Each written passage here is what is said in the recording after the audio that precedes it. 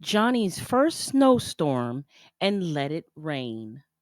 Lesson 2 and 3 from McGuffey's third reader. Vocabulary for this lesson.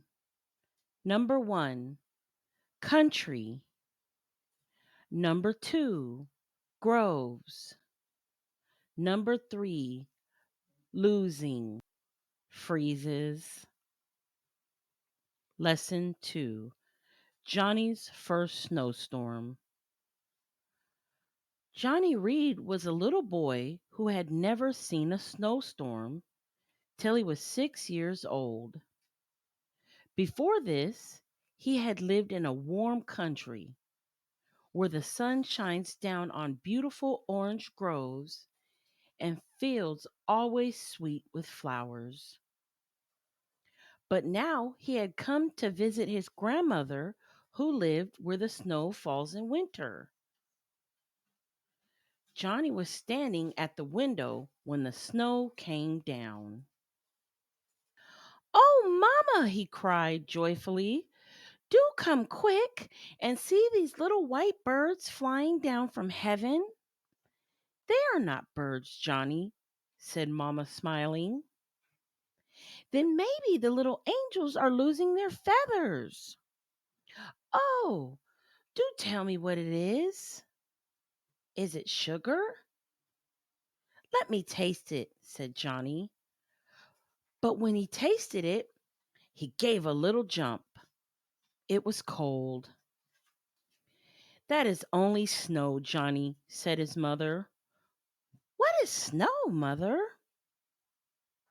"The snowflakes, Johnny, are little drops of water that fall from the clouds.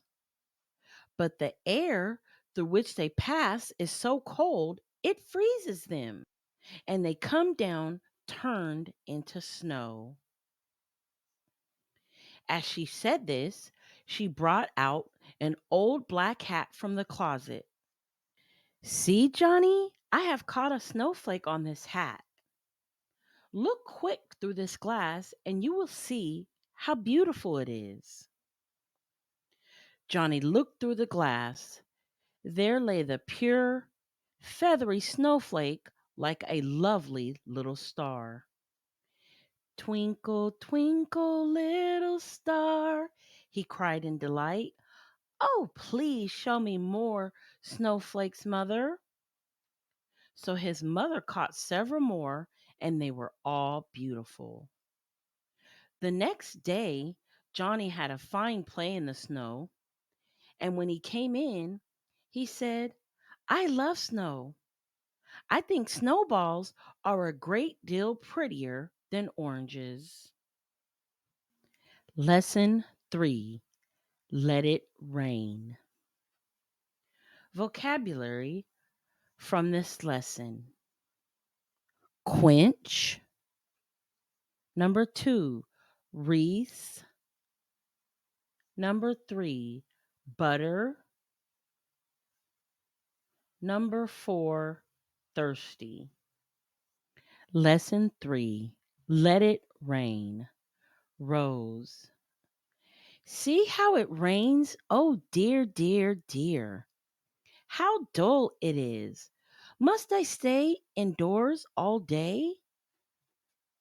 Father.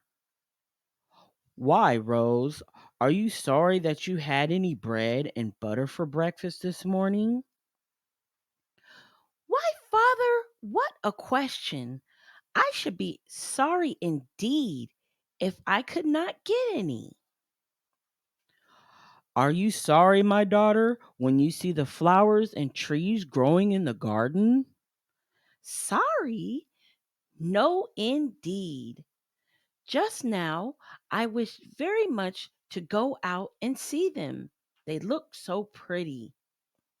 "Well, are you sorry when you see the horses, cows, or sheep drinking at the brook to quench their thirst?"